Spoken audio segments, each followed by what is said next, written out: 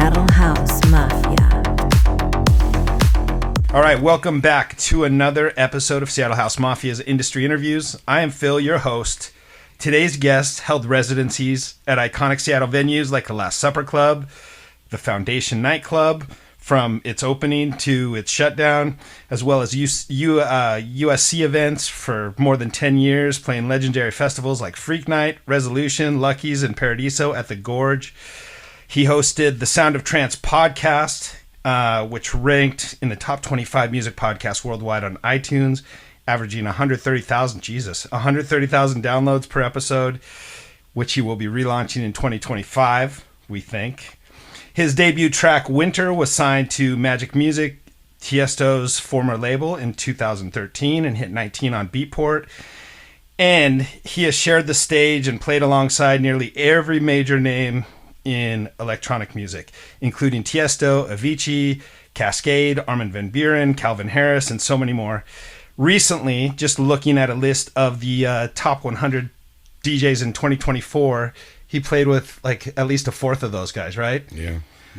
So anyway, please welcome Johnny Monsoon. Johnny, how are you, man? Good, thank you. Happy to be here. Yeah, that's a lot. I didn't realize your podcast would. We'll talk about the podcast in a little bit. That's crazy.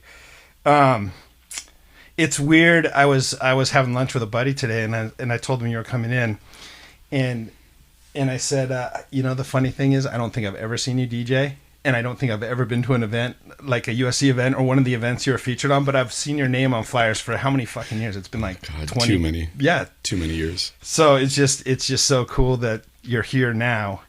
And thank you to Sangdo for connecting us. Absolutely. Before we get too far into it, I loved one of the links you sent, which was the Above and Beyond story. Yeah. Can we kick off with that story? Yeah. I think that's a fantastic fucking... if you want. No, it is. Okay. It's that was definitely a fun show. So it was Above and Beyond was coming to Seattle. You were on support with a bunch of other DJs, right? I was actually at Foundation doing the ball drop. I played at Foundation. Oh, so it was New Year's? For New Year's. And so I played the ball drop, and I think I got done at 12:15. And then one of the headliners from the festival was coming to the club. And then I was going to then leave the club and go to the festival to go hang out and just drink and do the New Year's just thing. enjoy times, and Above and Beyond, why not? And the best time after, for the folks that don't DJ, like one of the best times is after you DJ and the set went well, and then you're just chilling. Oh yeah, you go into another party, like it's perfect. Yeah, it was one of those nights where everything went perfect. You know, the midnight drop, everything, the track was spot on where I wanted it, so it worked great. And then I'm like, all right, night's over, so now I can go relax and have a great time. And again, watch Above and Beyond play, an hour and a half, 2 hours set to close the festival off. I mean, that's a good night. Yeah, it's a good night. That's a good New Year's. But yeah, no. Other than that, as far as the story goes, I got to the festival, and was it at WAMU? WAMU Theater. Yep. Yeah. There's probably, I don't know, I think it was like between 15 and 20,000 people. It was their Resolution Festival, and right. So I remember getting there, and all I wanted to do was just get backstage, grab a drink, and then just hang. Yeah. The night was over. And I just remember the stage manager guy yelling at me because he happened to see me walking by, ran over and just kind of said, hey, we gotta get you on really quick. Come up here, And I'm like, what are you talking about? And he's like, Above and Beyond might not be able to make it. And I'm like, what? And I was like, and I remember I looked down at my watch because I knew it was close to the time they were going to be coming on. I'm like, how much time do I have? And I think he said like 7 minutes. And I'm just like, what? It's like, oh God, are you kidding me? So I never bring flash drives to other shows that I'm not playing. I'd rather not lose them. Right. But this time I happened to put one random flash drive in my pocket. I don't know why. It happened to be in there. And so I had that, but I didn't have headphones. And so he's like, I got headphones, just get up there. And I'm like, all right, well, can I at least get my drink? And he's like, yes, shut up, just get up there. I'll get you your drink. I'm like, all right.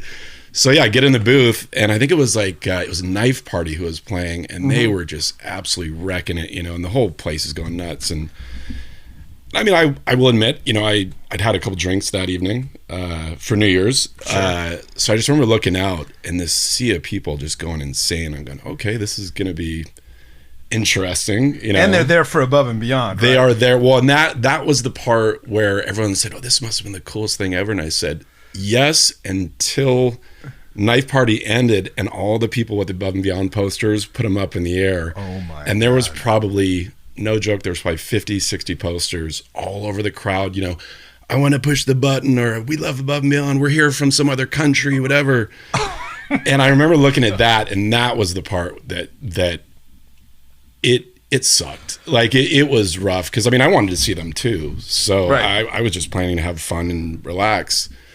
So yeah, we got up there, and then Darius, who's another DJ in the Seattle scene a while back, he came up as well, and so we're in the booth, and I'm like, "Do you have any music?" And he's like, "I have a flash drive, but it's not really the right kind of music." I'm like, "Same." Like I don't have the Above and Beyond type stuff.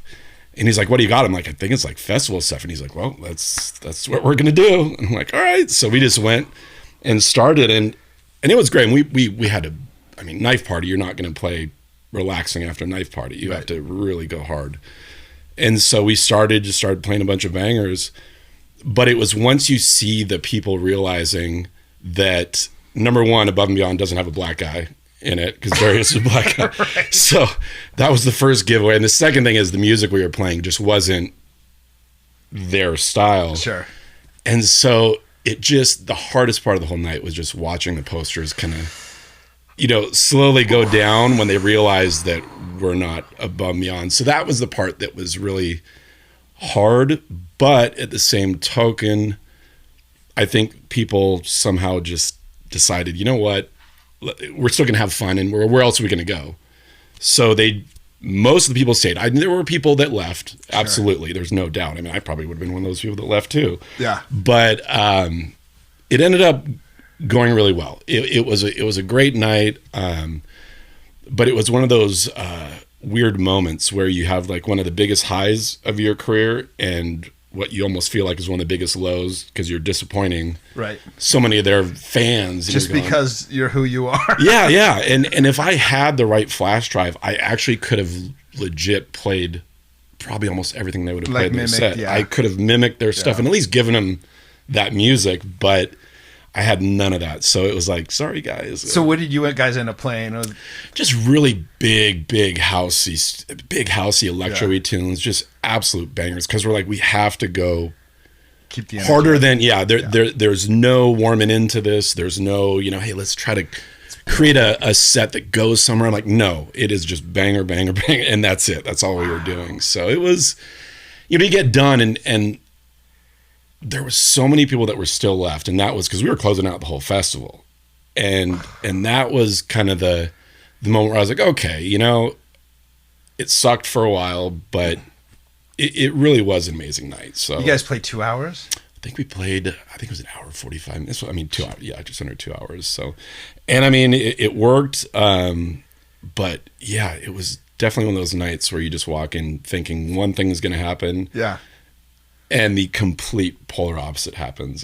But again, I look back and I'm glad I was able to take part in that and enjoy it. Whether it was good or bad doesn't matter to me. Yeah. It was just an experience, and it definitely got me used to playing in front of a lot of people. You hadn't played in front of that many people before? I did a lot of the freak nights and stuff, but I was always like an earlier guy. Gotcha. Where it's filling out. Yeah. So like, you know, I mean, some of the freak nights I played, there was probably, you know, I'd say 5,000 to 10,000 people. Paradiso's, same thing where I played early. Right. But this one at that time was absolutely the biggest crowd, and you know, and again, peak hour, New Year's after Knife Party just did New Year's, the ball drop, and I'm sitting here going, okay, dude, this story stresses me out, honestly. I'm glad you guys like thrived in that environment, but that is super fucking stressful, man, to think about that. You're done with your night, you're ready to chill, watch one of your favorites, Above and Beyond, whatever. And and I know those guys too, so I would have loved to spend time with them and just have a great night. And then they actually hit me up, which was cool. They hit me up afterwards, and they said, "We are so sorry, dude.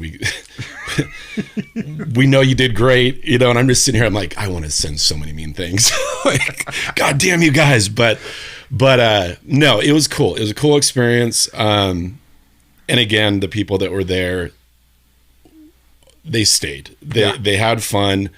It wasn't like this mass exodus where 10 people were at the stage. There was still, I think by the time we finished, there was probably still 14,000 people. So we're like, all right, you know what? You did your job. That's all we could have done. Well, and I read one article that you sent me a link to, but then I read a couple more articles and I started diving into the comments too. And it was funny because nobody talked shit about what you guys played. Like it was, and that's what I was wondering. I was wondering if people were going to be really, it was like, it sucks that Above and Beyond didn't show up and, maybe some money back or whatever. But like the guys that played were actually pretty good. And then like the Seattle people were like, fucking Seattle represented. Yeah, that was cool. You got some really positive feedback, even from like the salty commenters on the internet. Cool. You see that you even look out at times and you make eye contact with people that you see at clubs and you're going, oh, hey, I know you're not expecting me here, but it was one of those nights where if I had the music, I think we could have pulled off at least kind of given them a soundtrack of what they wanted. Right. But instead we kind of followed the kind of knife party sound where it was just big, huge stuff. Cause that's what you had. All we had. So we're like, well, let's go with this. And 7 minutes to wrap your head around it. Right? Yeah. And that probably actually worked to my benefit because it didn't give me time to think about what the heck was going on. Sitting in the corner like rocking. Yeah. And then once they gave me my drink, then I think they put 2 or 3 in the booth and I was just like, thank God. I'm just like really parched right now. That's what it was. I'm like, no, it was cool. It was a good night. But it was just a weird night. What a cool earn your stripes. So was that the biggest crowd you've ever played to? No, I would say, one of the Paradisos I did, the artist after me, their flight was delayed. Oh, got it. And so because of that, everyone had time to get into the gorge. And so playing the main stage, I think it was Nervo who was supposed to be there, and they were late.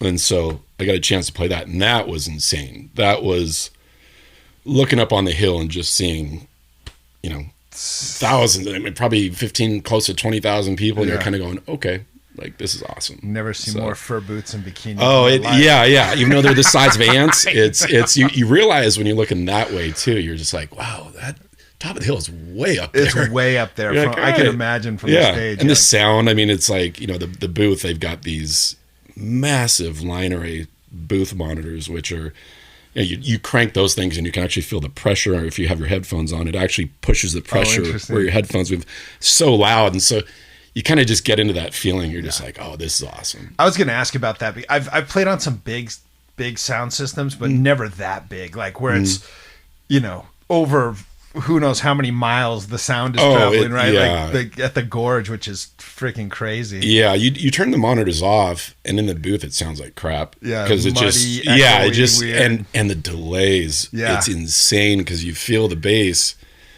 and then when you're playing, you're like, oh no, it's not lining up with what I'm doing. So you really have to kind of think about that, going, oh man, this is not. I can't just tap my foot because if I'm tapping my foot to the bass, it's not right. Yeah, because there's a delay, and catching, but it's cool though. I mean, some of these guys, some of these rigs they have in the booth, it's like I wish people could hear it. Yeah. Because it is, I mean, what Tiesto has this, it's like $200,000 line array system that he uses. And that. Is it like a requirement for him? Like it's on his rider where you bring my line array? Yeah. Oh, yeah. So he walks in there and you get in the booth and it's just this, it's literally like the little festival line arrays, but in your booth and this sub and these things just sound, it's insane. It's heaven. Yeah, it's awesome. That's amazing. Wow. Well, so let's go then back because you've been doing this for a while, right? Like where did this you're local to Seattle? Yep. Yeah. Born and raised. Where did the electronic music thing start for you? High school. Okay. You east side or west side? East side. Went to East Side Catholic High School. On Lake Washington over here. Yeah. And so I had a buddy in high school who kind of was really into that electronic world and kind of kind of, hey, listen to this Crystal Method and some of these guys. And it's like, wow, this is really cool stuff. And then I started working summers in it for a construction company on the summers in between each school year. And two of the guys that worked there, Nate and Jim, they were DJs in Seattle. Okay. And so they would make, and it's kind of embarrassing to say this, but when the first mixes they gave me were on tape cassettes. Right. So it was a while ago. And then we graduated to CDs where they would give me CDs and mix CDs. Sure. But so I really, those are the guys, like those two guys are the ones that really kind of opened my eye to this music. I mean, they were big Sasha and Digweed fans. And so I really got into that kind of deeper, kind of progressive house sound. And so those guys are the ones who really just got it. They were with me when I bought my first pair of turntables. Really? Yeah, because they said, hey, we're coming with you to make sure it's good. And so I took a look at them. And then once I was trying to decide what I want to do, they're kind of going, if you don't buy those, we are, because it's a really good deal and they're barely used. Oh, nice. So I'm like, okay, I'll buy them. So those guys are the ones who got me started. So I bought turntables, I think in like 99. Okay. Is when I bought them, but I played baseball in college, so I didn't have time to really focus on that just because my life was baseball. That was what I did. And so then I got injured, hurt my shoulder, and that was kind of it. And were you like on scholarship, like solid baseball player? Yeah. It was. I played at Green River down south, and had some big plans to go to Arizona and play down there and go minors. Yeah, and once I hurt the shoulder, that was kind of all she wrote. Like career-ending rotator. Yeah, and it's still I still can't. It's a muscle impingement where it's almost better if I did hurt my rotator cuff. Yeah, but the muscle fixed it. It grew back wrong, and so even to this day, I have to be real careful throwing a baseball because I can't throw it nearly like I used to. You can't whip like an 80 mile an hour snowball. No, I can do a 30 mile an hour. I mean, it's sad. I mean, I think I have a partial tear in both shoulders. I can't throw anything anymore, and I'm like, I guess throwing's not really a skill I need at this point. But yeah, I used to have a really good arm, but it was gone. But yeah, once that ended, it was kind of like, all right, now what? My life. I mean, baseball was night and day. Sure. And so I thought, I'm going to try this DJ thing. And so, yeah, I dusted off the turntables and spent countless hours at night in my parents' rec room, playing music and trying to mix songs, thinking I'm doing great. And it sounds so bad. It was so horrible. I'd record it and I'd be like, wow, this is so much worse than I thought it was. Yeah. So, it just took a while. And and I think the first show I ever got was at this place called Watertown. I remember. Down Belltown? On First and Denny, kind of. Yep. I know exactly what you're talking about. Yeah, they gave me like a chance to play on like a Monday night at like 9 p.m. And I think if you count the bartender, the guy who was promoting the night, me, and my girlfriend at the time, I think there were 5 people at Watertown. Yeah, and I never. What happened was though the news came. That's right. One of the news channels, not because of my show, they were coming to do something. They were going to do something with Watertown. Okay. And so they showed up, and of course I start freaking out. I'm like, oh my God. And so I remember trying to put the needle on the record, and my hand was shaking so hard I couldn't even get the damn needle in the right spot. I'm like, what is going on? So, but that was my first show, 2001. And then you just kind of, back then you really had to earn your stripes. Oh, yeah. It wasn't just, hey, I've DJ'd for 6 months or a year. Like, I don't care about that. Yeah. You had to really, really show that you had this ability, whether it's through, mixes that you gave out to promoters and said, look, this is what it is. This is what I can do for you. And your record collection was a part of that too, right? Like you had to have the records that represented your sound. And it's expensive. Yeah. I remember going platinum every Sunday. So like Kippy would be there every Sunday. Yep. He'd have a stack of records for me. And then I'd go to Frequency 8. Yep. On Broadway with Aaron Simpson. I'd go there every Wednesday. That was a little more on the trance and progressive side. I didn't go there that much, but I started at platinum, and then once I kind of realized where I was kind of going, what I liked, I was like, oh, this Frequency 8 place is kind of cool, and it looked like a spaceship inside. I was like, all right, I can dig this. So I'd do that and just started building up the collection, and and then just started playing more and more. Yeah. I was not I started on vinyl too, and I was not one of those DJs that picked it up very quickly. And when I recorded myself, I was just like, it was obscenely bad. And I didn't even understand the difference of a 90 BPM record versus 100 until I really started. And then I had one buddy show me a few things, and I was like, all right, okay. Yeah. Then it took a while. I wasn't a natural though. No, but that's why I like vinyl. Yeah.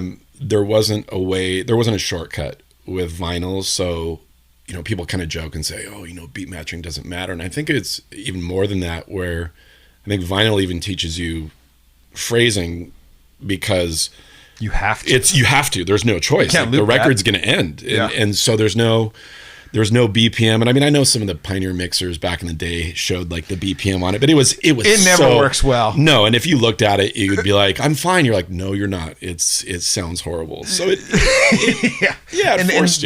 totally. I totally agree. Well, so back to your sound for a second, because you were telling, you touched on it a little bit, your evolution. You started at Platinum. You're probably buying like House and whatever was on the wall that came on Tuesday or whatever. Like I was down there every week too.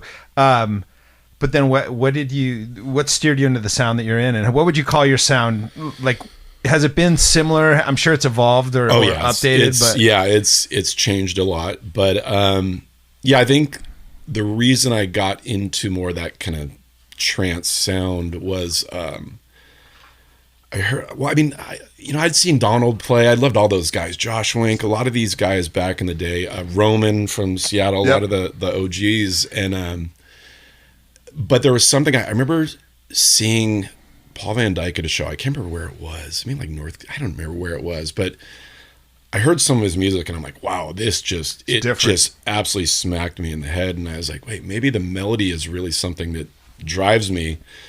And so that was kind of, I would say he was the one who kind of really pulled me over to that side. I won't say the dark side, but he pulled me over to that trance sound. And ever since then, I just really kind of have been going that route. It's evolved over time. I mean, I don't play it nearly as much anymore.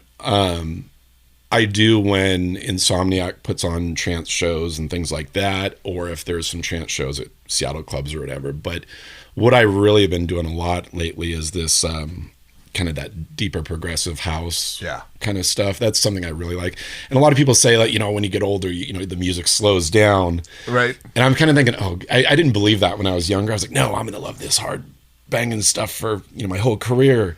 And here I am kind of going, wait a second, like this 122, 123 BPM stuff is great. Yeah. And so I would say, I really started playing a lot of that stuff probably 10 years ago, 12 years ago, maybe even 15 years. Oh, it's embarrassing to say that, but a long time ago.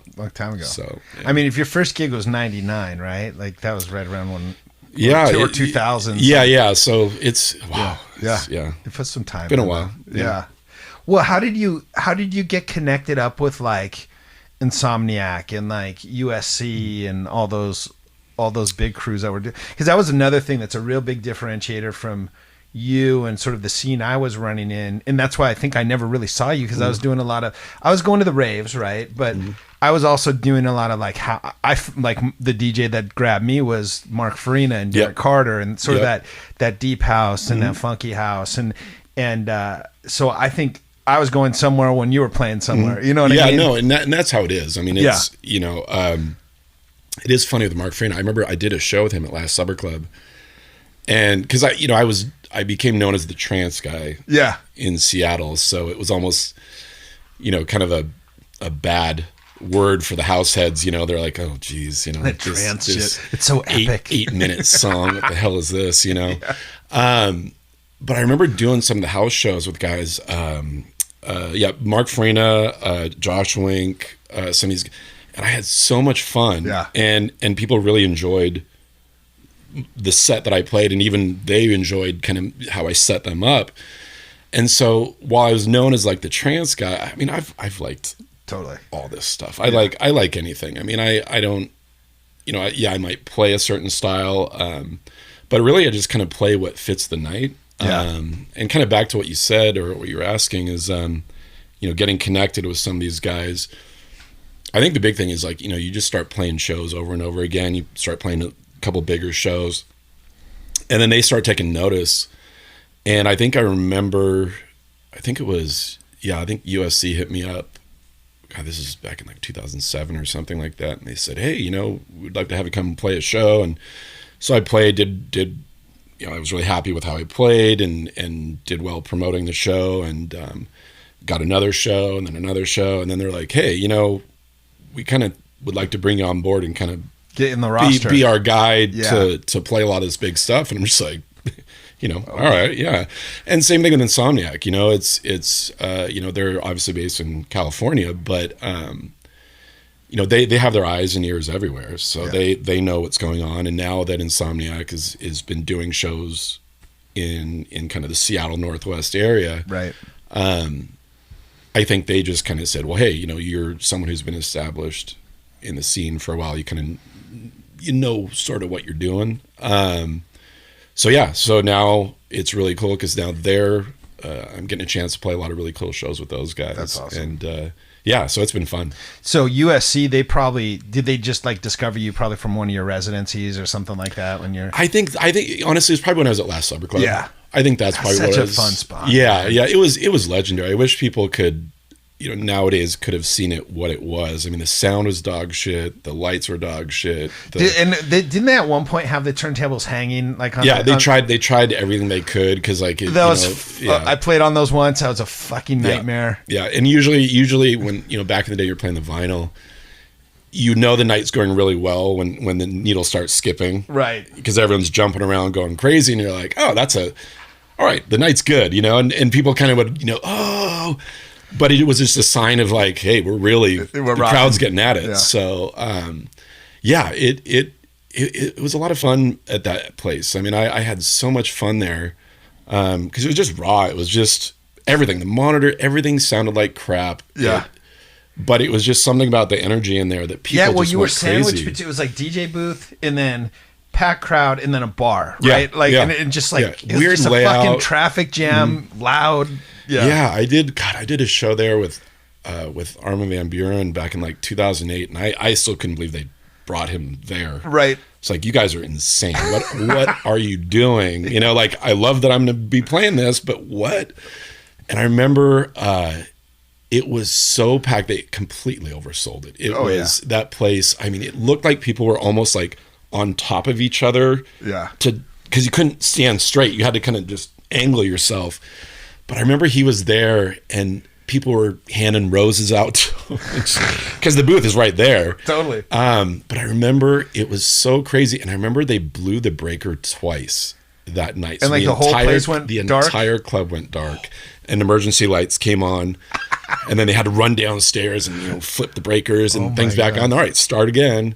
And then it happened twice, and it was just one of those insane nights. Well, it's an old ass building. Yeah, you know, it was awesome. I loved it. It was amazing, and even the downstairs, man. I was talking to somebody about the downstairs. Like, I love playing downstairs too. Yeah. Like a little less pressure, but it's like you could get a little looser with what you played, and it's like a little bit of a bomb shelter. I remember doing a couple different break sets down there and stuff. Like, and then you go upstairs and it's crazy. Yeah, like you could be downstairs, and I remember being downstairs at times, and you could see the ceiling totally, and it would flex when all the people are jumping. You're like, I don't know if I want to be down here. You know, I'm gonna go back upstairs. You know? Totally. Yeah, what a cool spot. Yeah, so. And USC was before Insomniac, right? So you ended up doing like almost 10 years doing USC events. Yeah, I think it was like 2007, 2008 till the end. So 2018, I think, 18, 19, I don't know, 18 or 19. And USC was. I did not say UFC, but I did just watch the fights. It was just on. It was just on. It was just on. In Seattle too. Seattle, right? Yeah. But USC was interesting because they how would you describe it? It started out as kind of like a underground ravey thing, and then almost went full festival. Yeah. Yeah. No, they started as a warehouse rave. Yeah. He started it just because he wanted to throw events for friends, and it kept growing. And every time he was like, all right, I'm happy where I'm at, it would then grow more. And it just got to the point where, you know, he was doing Freak nights they were doing close to 30,000 people right. at Walmu Theater at Freak Right. Night. And it was just, so yeah, they got to such another level that it wasn't a underground rave promoter. It was, now granted, they only had, people were thinking, oh, this is a big, corporation kind of a thing. And it's Right. like, I think they had 6 employees or 5. It wasn't like there was a lot of people. Right. But yeah, so that took off, and it was cool to be a part of that because I really got to play so many insane shows over the years. And again, Gorge, Walmu Theater, Tacoma Dome, you name it. It was so really cool. Crazy. Yeah. And then what was the sort of without, you don't have to say too much, but I know USC ultimately stopped doing what they were doing. Yep. Was there a crossover between USC and Insomniac, or did it go USC sort of shut down, then Insomniac kind of came in? Yeah, that's yeah. They were partnering for a while. Okay. So they were putting on shows together in Seattle. Gotcha. And so once that stopped, once USC went out of business, or shut down, I should say, then Insomniac kind of looked at it and said, there's a pretty good market up here, and why not do that? So they took their Beyond Wonderland festival and moved it over to the Gorge, and now they have some really cool plans for Seattle, which I'm excited. They're doing a lot of stuff at this what's it called, Yard House or whatever it's called, right across from T-Mobile Park, where the old brewery was. Right. It was. I don't remember what Yard. I can't remember the name. Is that going to be that's going to be a venue? So it's a temporary venue for them, but it's cool because the front area outdoors holds like 1,300 people. The inside holds like 1,600, and then the back parking lot holds like 4,000. Whoa! So I did a show there in the back parking lot with like who was it? It was Seven Lions or whatever. Okay. It was outdoor festival stage. Beautiful, and everything. Man. And they had, God, I think they must have had 3,000 or 4,000. And they almost packed that thing out. And I'm like, wow, this is really wild that it's outdoors in downtown Seattle looking at the buildings. It was pretty cool. Very cool. Yeah, they got a lot of cool stuff. That's really cool. I love seeing that, and especially repurposing a space, even if it's temporary, like going in there and was it a Pyramid or a Yard House or a Pyramid? It was a Pyramid brewery, right? Yeah. So Pyramid moved out, and it's just like Pyramid sort of moved out, and I think Insomniac, they've wanted to find a venue in Seattle, but the problem is they need a large enough venue to make it worthwhile, and so because they're based out of California. Yeah, I think it's LA is where they're based out of, but so to come up here, they have this idea of, hey, if we can get a good sized venue, right, start doing club shows. They do this like day trip stuff down in LA all the time, and now they're really kind of starting to do it in Washington now, which is cool. I mean, they threw some shows at the Gasworks Park, which is super cool. Yeah, they did. Yeah. So, the day trip thing. Okay. Yeah, they're definitely trying to fill the void. That's cool. And I think it's important. I mean, it's the younger generations need something to help. I don't want to say steer them, but give them choices, right? So that when they turn 21 and they want to go to some of these nightclubs, they already have an idea of. I like this sound or this artist or whatever. Yeah. And when you don't have a big promoter throwing these festivals, 18 and over festivals, that 18 to 21, they get nothing. Right. Except like Instagram bullshit. Yeah. Right? Yeah. And so I think, some people don't want a big company coming in. I think it's important because it's going to help everyone out. I think all these clubs will benefit from it because people are going to say, I like techno or I like deep house or whatever it might be. But I liked that when I was 19. No, now I'm 21. I can go to the club. That's now places like Monkey Loft actually. or Q, they get those kids. It's like a feeder. I almost said grooming, but grooming is that. We can't say that word out loud. I was trying to think of a way to say it. But no, it's like a feeder. It is. It's a feed. And if there's one, that is a really good point. Because if there's one place that I think, Seattle kind of ebbs and flows when it comes to the clubs, when it comes to the Monkey Loft. Especially after COVID, right? And that's nobody's fault. But I love the idea of somebody like Insomniac coming in and saying, okay, let's teach these kids and at least give them enough variety to let them figure out what they want. Yeah. And then the clubs start sort of catering in that specific direction. You know, I like it. That makes sense. Yeah, and they do the house shows, so people will get a good chance to see house music. They'll do some trance shows. They'll kind of hit all of it so that the younger generation can at least just kind of sit there and say, okay, you know, this is, wow, so Monkey Loft does this kind of music. Well, I think I might like that place. I'm going to go check it out. Yep. Versus if they never really had that unless they went out of town. I think it's important for that young generation, because that's what I had. Yep. When I was growing up, I had these rave promoters who were throwing shows. So by the time I was 21, I already had an idea what I liked. And even recognize some of the names. Probably, and I'd go spend, $30, $40, whatever it was, $20, and go to the show because I'd been able to experience that before I was 21. So yeah, I mean, it's. I think it's going to help anyone, or not. I think it's going to help everyone. That's what I'm saying. Yeah. So I'm all for it. Yeah, that's a very good. I always.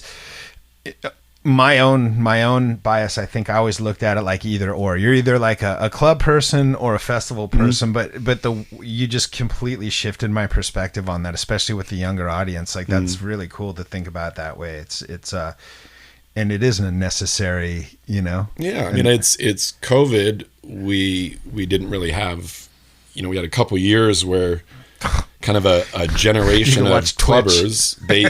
But that's what I'm saying. They didn't have the ability to go out and experience things. And then, I think that's part of the reason why the club stuff isn't as prevalent as it was pre-COVID. I mean, there's other factors, of course, but I do think that when you're there, when you're growing up and you're just about to turn 21, you're like, oh my gosh, I'm so excited to go to a club for the first time. This is gonna be awesome. They didn't have that.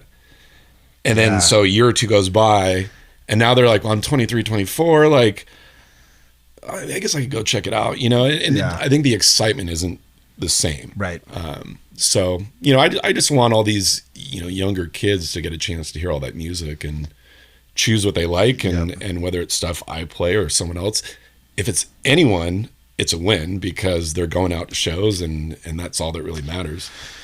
The recent internet argument I got in with somebody, because that's a good use of my time, is arguing with people on the internet, right? But he made some comment. I was basically sharing this track that I figured a lot of people wouldn't have known about, a Kruder and Dorfmeister track, from the 90s, right? Yeah. I've been doing these little like 3 minute sort of exposure, and he said something like, "You should already know the story if you're a true fan." And I was like, "Hey, bro, true fans make up a small part of who's important. If you want to support the artist, you need new fans. Those new fans turn into the passionate supporters, and there's a whole evolution and progression that happens when you're discovering music. So fuck your true fan, you'd be a gatekeeper somewhere else, man." No, and that's never worked. I mean, I'll say like bass music. I don't necessarily listen to bass music. Me neither. I respect everyone that likes it, because when I first got in the scene, I'm sure people hated what I listened to. Right. But what I do respect, what bass music does, is I think it does pull in this hip hop crowd that otherwise would never have gone to an electronic music festival.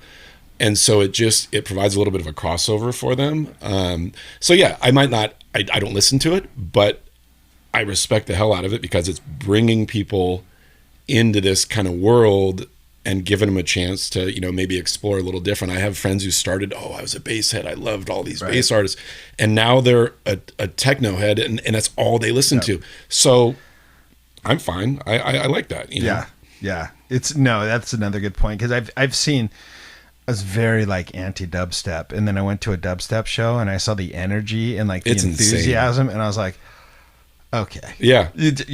I'm not necessarily in love with the music, but goddamn, look at this community that's supporting this, and you can't deny it. Yeah. It's huge. I mean, now I would say that is the biggest, especially in Washington. Bass music is what makes it all go around. I mean, there's guys doing their own festivals at the Tacoma Dome, and it's like selling stuff out. I'm like, are you kidding? This is insane. Well, and then they're doing all these like, follow a map into the woods and like camp out for 4 days, and huge sound systems. But like, it's just, it's a cool scene.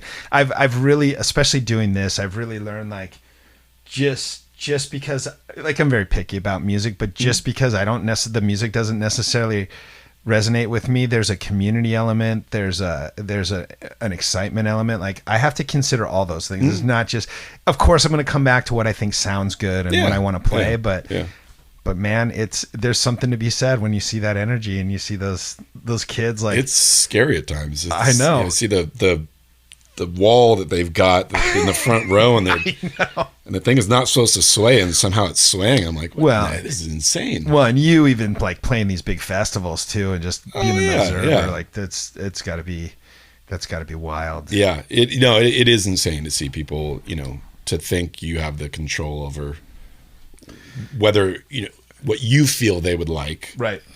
Which is really, you're just playing what you like. I mean, that's the whole idea, right, when you're a DJ. But yeah, that control is insane. But still, you could fuck it up and hit pause on the wrong deck. Well, I've done it. So I've done that. Me too. I've ejected things. on vinyl I've screwed up. On CDJs I've screwed up. Oh, it's you hit the pause button. You're like, that was not the one I wanted to hit. But at least the people know you're really doing it. So totally. But yeah, it's crazy. It's fun. Do you like, out of kind of the events that you play? Because I mean, honestly, I can't think of, there's maybe a few DJs in Seattle that have played as many big events. I think there's some DJs in Seattle that are still playing, or that they're kind of new, that have played huge events. But I think you've probably played the most consistent large events. Plus you've been, from a Seattle local perspective, probably one of them. Do you like the big events? Do you like the clubs? Like, is there a preference if you had to choose? I like them both for different reasons. Yeah. The big festival stuff, when you see that many eyeballs looking at you, it's insane. Like, it's a lot of fun. Sure, it's not as maybe personable, it's right, not as intimate as a club set, sure, but I still, there's just an energy that is out there in the big festivals that it's insane. It becomes addicting. But then the club stuff, I mean, some of the most fun sets I've had in my career were tiny little sets at like Contour or something. Yeah. Small little place. Contour. A small little club, not, maybe 100 people, if that. Right. Probably, and it was insane, Getting down, right? Yeah. And so, but they're both, I wouldn't say I like one more than the other. I think I like them just for different reasons. But yeah, I'll I guess that's, Yeah, and I definitely don't want you to talk yourself out of either of those, because I think I could definitely see there's benefits to both. Yeah. I mean, speaking of the big events, because that's the world I'm probably most unfamiliar with, any just absolute pricks that you've worked with, like some of the big names where you're just like, Jesus, dude? Or they've been pretty cool? I mean, not everyone's been cool to me. Yeah. I don't put myself in a position to for them to be a dick towards me. Sure. But I mean, there are some acts out there that I would say their management is probably the ones who are pulling, which is good. They're doing what they're supposed to do. Right. But, there was an artist, I'm trying to think how to say this, Avid Edda. So no one knows, but I have no idea who. But there was, there was one time where there was a couple pixels off on one of the LED walls, and I think they were like, he's not going to go play if those pixels aren't lined up right. And then they realized that they gave them the wrong size image for the So it wasn't even right the production company's fault. But other than that, I mean, most people are cool. I just think you just have to respect them and their time. You're not just going to walk up and yap in their face. It's just, if they want to talk, cool. But yeah, I think overall everyone's been really cool over there. I mean, it's we're all doing the same thing. Yeah. And if I'm opening up for them, I mean, my goal is to make them look as good as possible. How can I set this up perfect for them? And I think a lot of them, look back and see that, and so at the end of the night, they're like, hey man, thanks a lot. That was, and so feels good. Is that, from you as a Johnny Monsoon, as an artist perspective, was there a some point, or is there still some point where you'd like to be the guy that the guys are setting up, or the girls that are setting up, or is that a dream that's not necessary? Yeah. I mean, it's hard because, when you get so busy with that stuff, you have to go 110% in. Your entire life has to be 110% in on this. Right. And I think part of it is I just was never ready to go 110% my entire life. Whether it's a day job thing or whatever it might be. But I'm not against it. I mean, there's been plenty of times where I've had the opportunity to headline at clubs and stuff like that, and it's been awesome. It's been great, just letting it loose, do whatever I want to do. But I also enjoy opening for people. I think it's a lot more challenging. Playing the headliner's slot isn't the hardest thing in the world, just because you can play whatever you want, however you want it. The opening slots are the ones where you really got to kind of think, all right, how do I keep these people engaged, but not too much, but, really set that up so that the energy level kind of progresses. Right. So that 10 minutes after the headliner goes on, they don't get tired and want to leave and go out.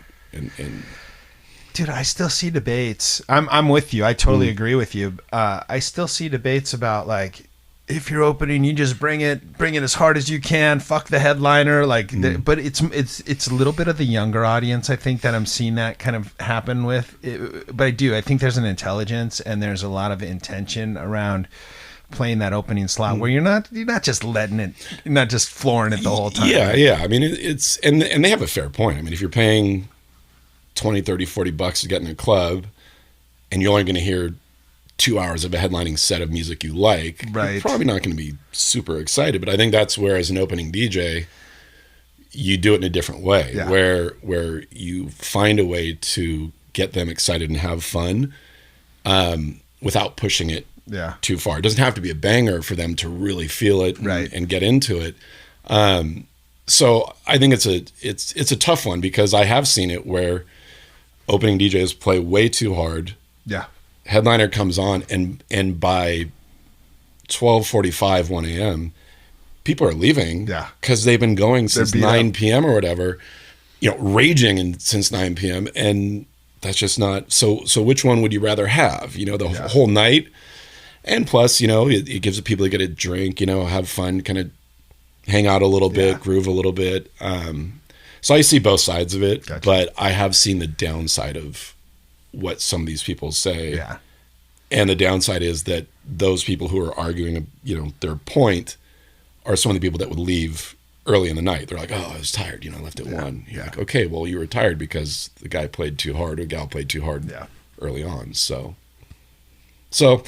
yeah, it's a tough one. I mean, but I think the big thing is, as an opening DJ, you can still provide an amazing soundtrack for people that you might surprise them, and they're going, wow, I was here to hear some Bad Boy Bill, or just trying to think of some old hard house guy, but this guy played more of a kind of a deeper house set. I really liked that was really kind of cool. So I think there's ways that you can almost educate people, but it takes energy, though. Yeah. And you just have to really think about what you want to do and how to set the night up. Well, and I think that probably comes with, you've had 20 plus years.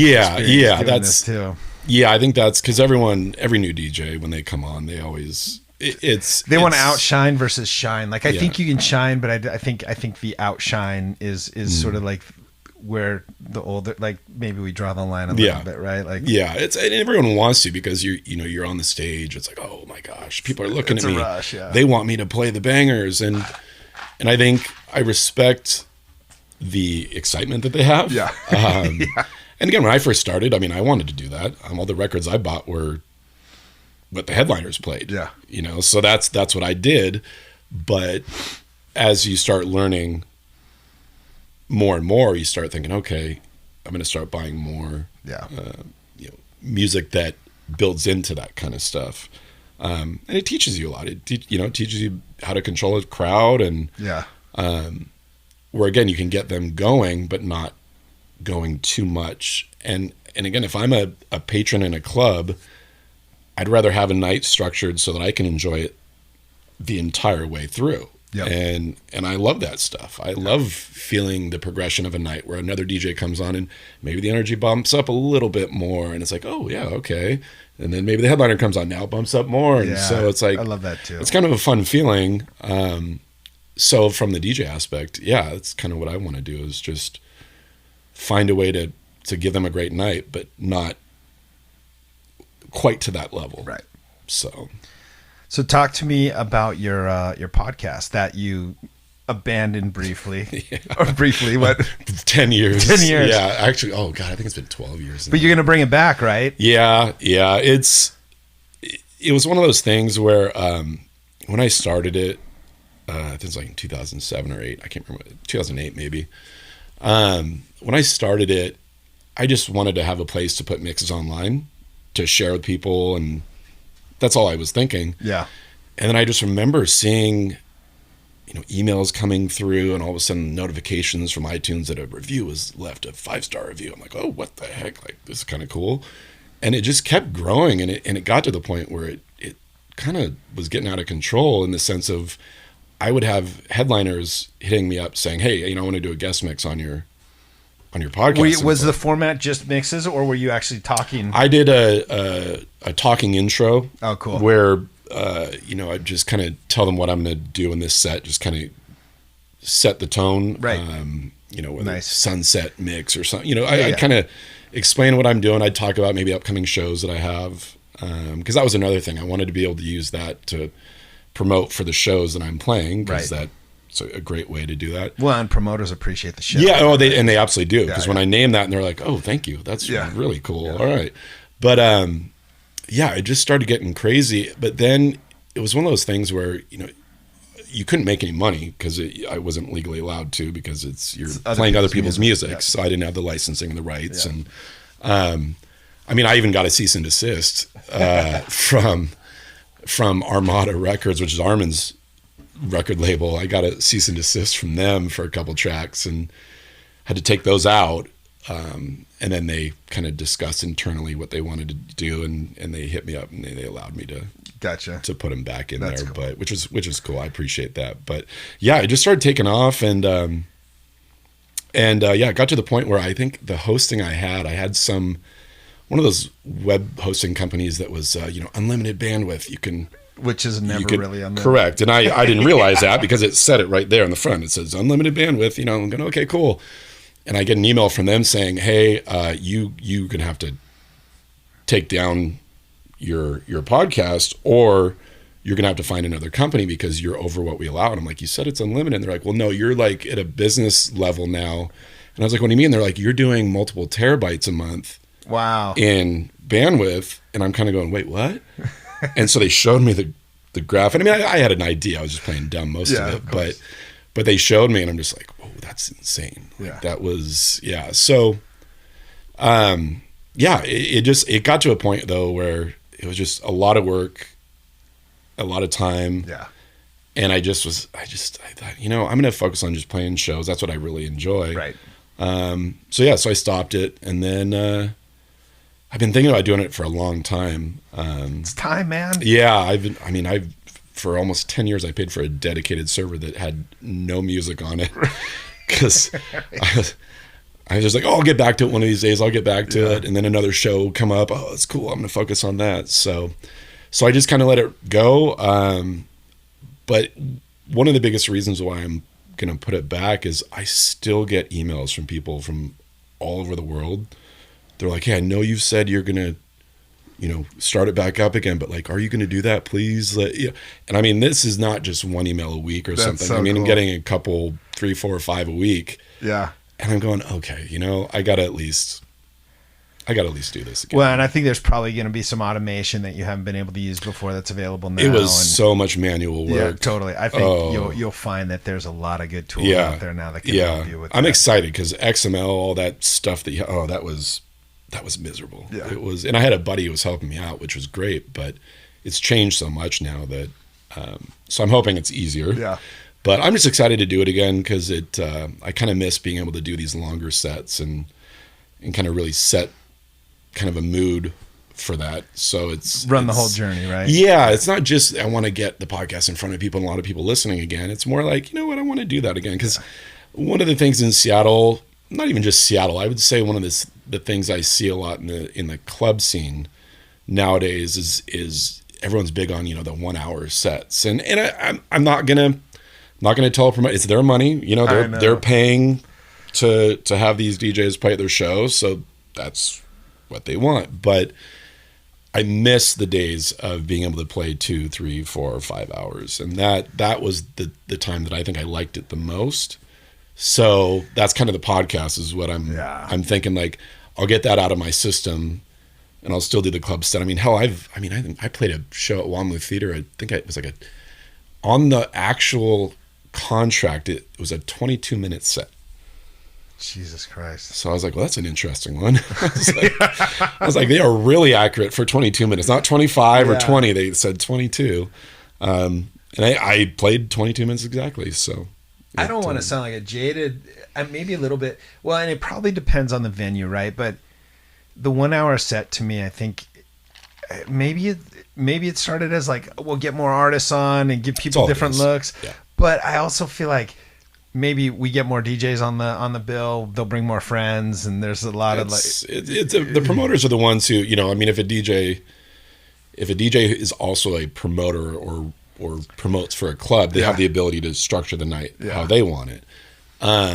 But promoters, I mean, that's, I think the mindset was, let's get as many people in here as possible. So if I have 8 DJs in a night, each of them bring 5 to 10 friends. 5 to 10 people. There we go. I've already got, so I can't fault them. Totally. Because again, they're the ones paying for this stuff, whoever's paying for it. But I do miss even just something like an hour and a half. I mean, there's still times where I get these 2 hour sets and I just absolutely love it. Yeah, it's a dream, right? Yeah, it's like, what was it at Q? The last one I did at Q or not? It was a while back, last year I think. Was Dubfire came. Okay. And so I played with him, and it was just me 10 to 12 and him 12 to 2. Fuck yeah. And I was like, oh my God, this is exactly what I want. Then and you it build was the experience.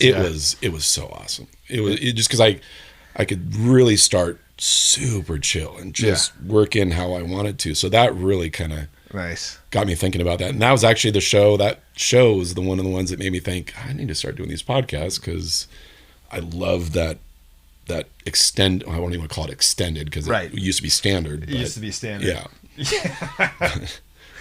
Wow, I can't believe we almost talked for an hour. What anything that so I think there's 3 things. Anything you do for fun outside of music? Like I'm just getting to know you. This is the first time I've ever talked to you. I play video games online. I love that. Yeah, I'm a gamer. Nice.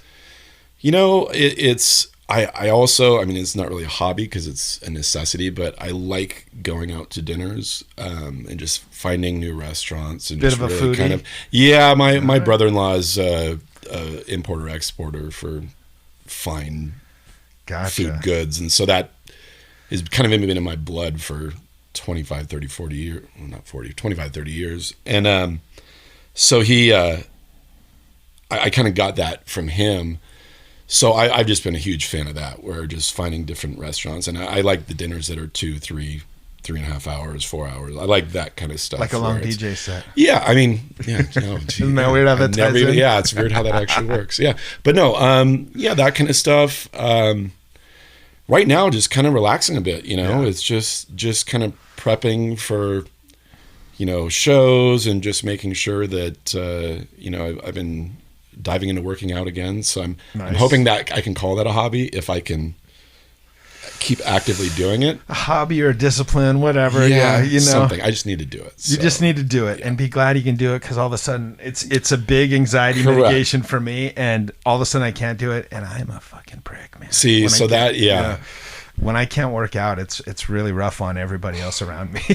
So, and everyone says you feel better afterwards. Totally. I'm still trying to get to that point where I feel better, but I don't think it's regular enough that it does. well, you gonna leverage me. Hit me up on that. Yeah, piece. I might actually have to, because I'll motivate. I'll get you motivated. Yeah, I need a plan. I need a proper plan, because I get in there and I have a full workout room in my place where I live, and I rarely use this stuff, and I'm like, it's all right here, and We'll sort you out. Yeah, so Especially at our age, you know. I know, and that's the biggest reason. I'm like, upcoming shows. You said you're prepping for upcoming shows. Yeah. What do you got coming up? gosh, what are we doing? Doing a show at Monkey Loft on the 28th of February. Oh hell yeah! So that me and this Chris Wilder. Yep. Used to be known as DJ Cronus from back in the day, which I still refuse to call him Chris Wilder ever. Every time I talk about Cronus, what's up? I love Chris, and so I've known him for 20-something years, 25 years probably. But we're gonna do a set together at Monkey Loft to close out that 28th, the Friday night. So we're playing from like 2:30 to 4, I think, is what we're doing. And so that whole night, though, you've got like John Digweed at Q, you've got Lane 8, you've got this Lucy Tudor, Daniela, who I know, she's a Seattle person, and she's on Lane 8's record label. She's at Monkey Loft, kind of playing that main set. So you're all having this kind of specific sound that night. Cool. So I'm really excited to kind of go deeper and darker and heavier. But it's funny, that time at Monkey Loft can be like after 1 o'clock. It gets pretty crazy. Oh, you get like the second shift. Yeah. This one's really going to happen because Digweed's going to be done at 2.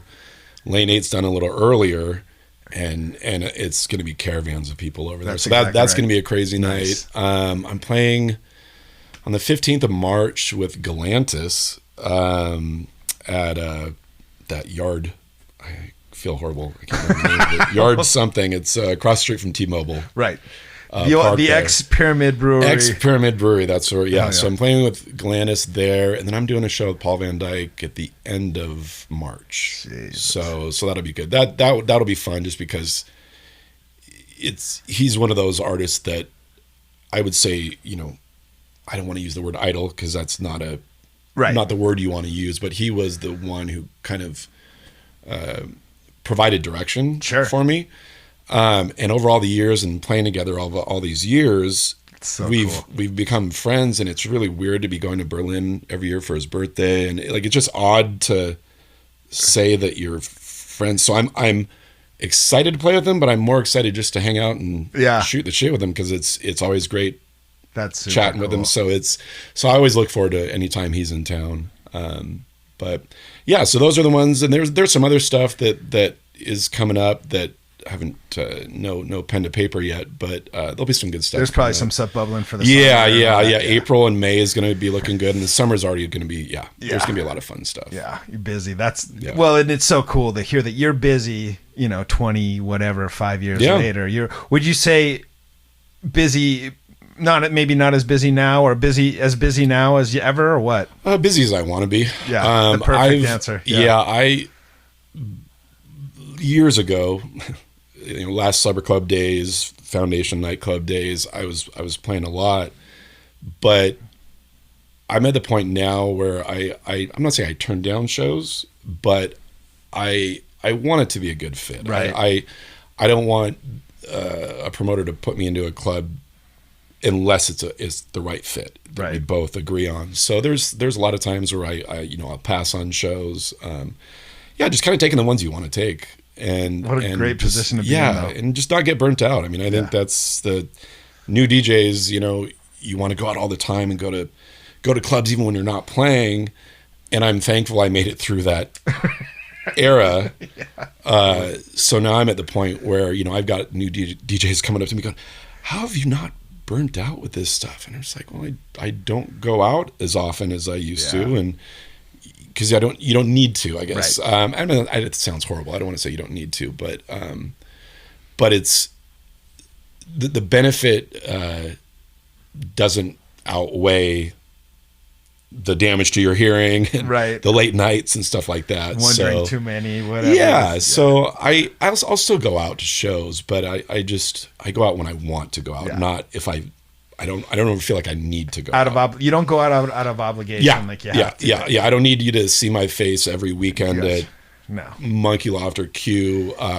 If there's a great show that I want to go to and I'm not playing, of Or course I'll Paul go. Van Dyke or someone of your Yeah. homies from. Yeah. Yeah. That makes sense. Absolutely.